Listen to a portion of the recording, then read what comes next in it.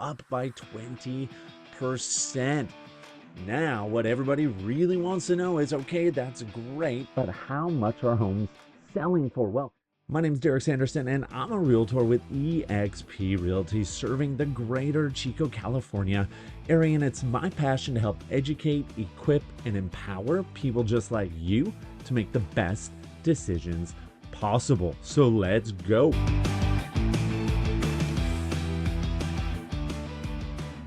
Today is Monday, January 6th. This is our first market update for 2025.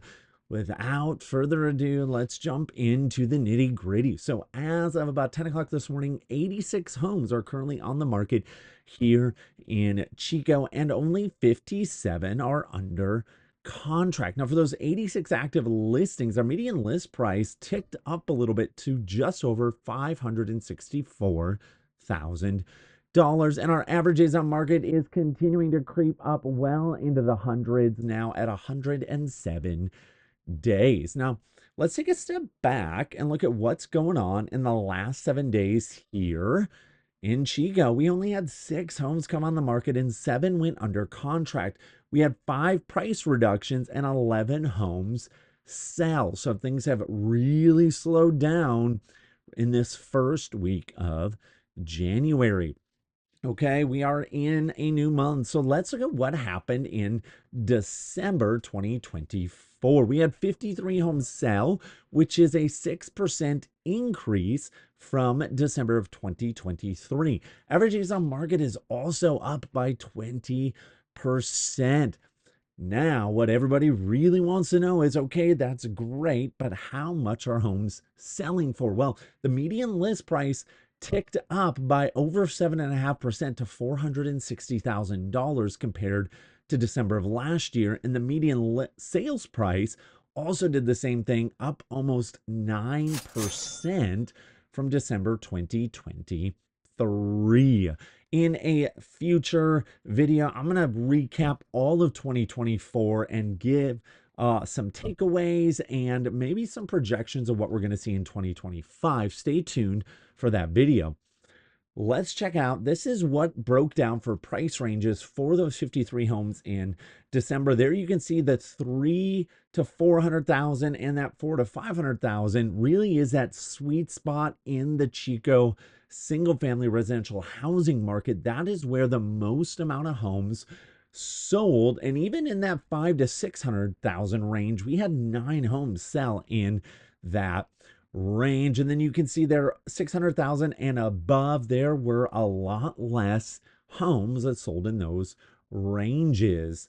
And this is just another look at it. Red means it sold for under the asking price. Blue means it sold at the asking price. And green sold over asking. And there you can see again in that 3 to 400 range, homes went over asking more of the time than they went at or under. Now it's interesting, in that $400,000 to $500,000 range, we saw 8 homes sell under asking and only 6 over asking. And part of that is those 8 homes that sold under asking, they were really pushing the market to see how much they could get.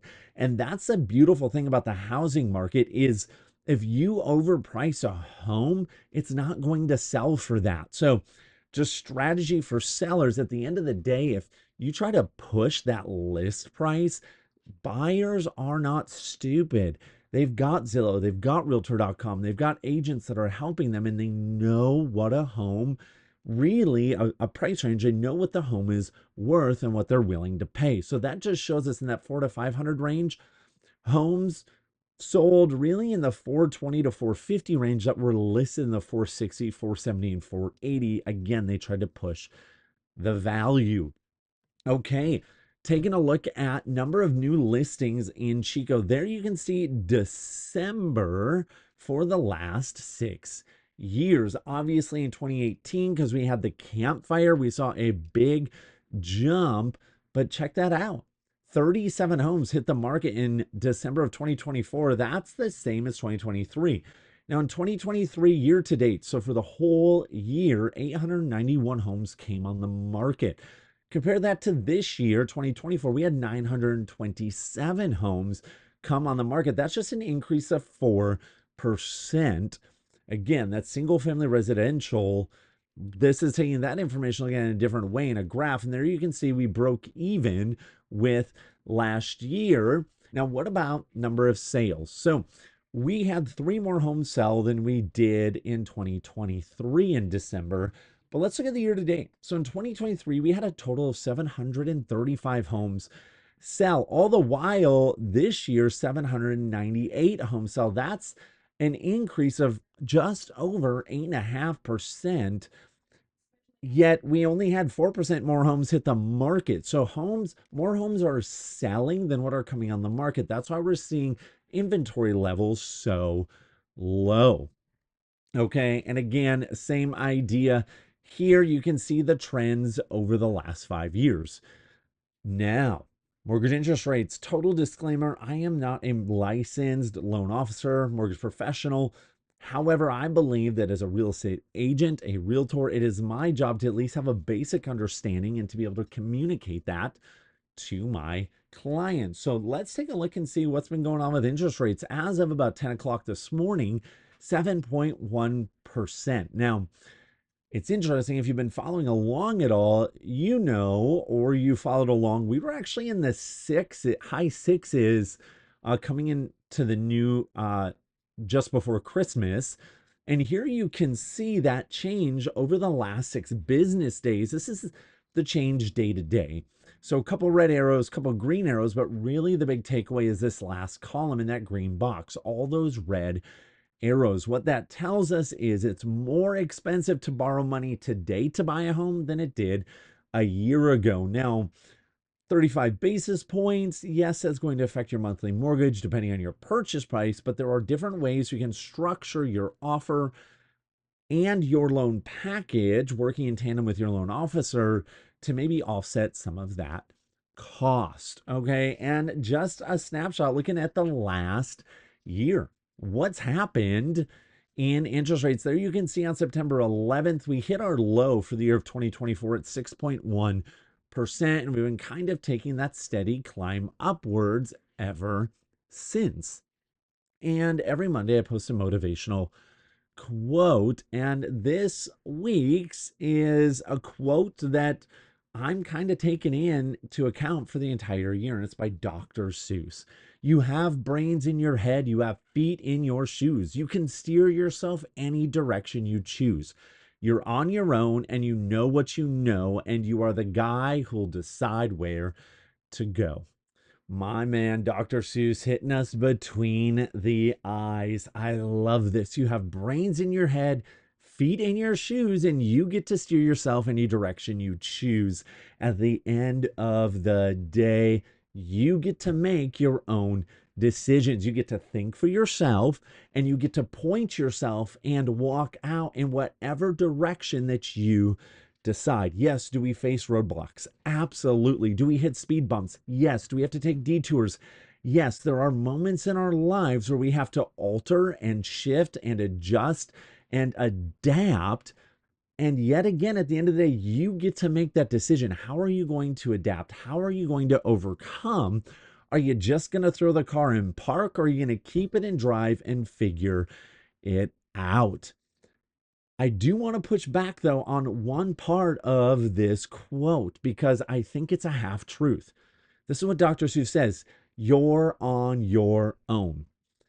I honestly think that that's a lie. The truth is, we have people in our world who fit into two camps.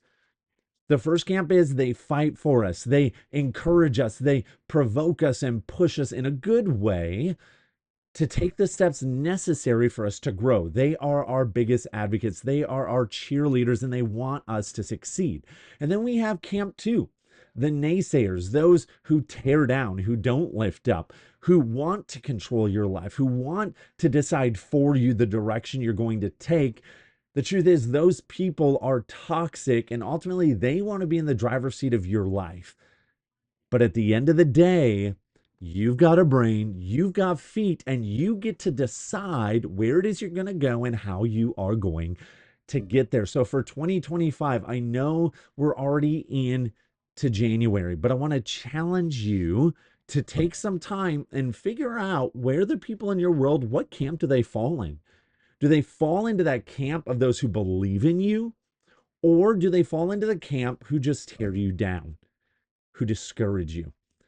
And what I want you to do, once you get those lists made, I want you to begin to decrease the time that you're spending with these people over here in camp 2 and increase the people that are in camp 1. Because the truth is, yes, though we get to make our own decisions, the voices and the people around us can either motivate us or they can deter us.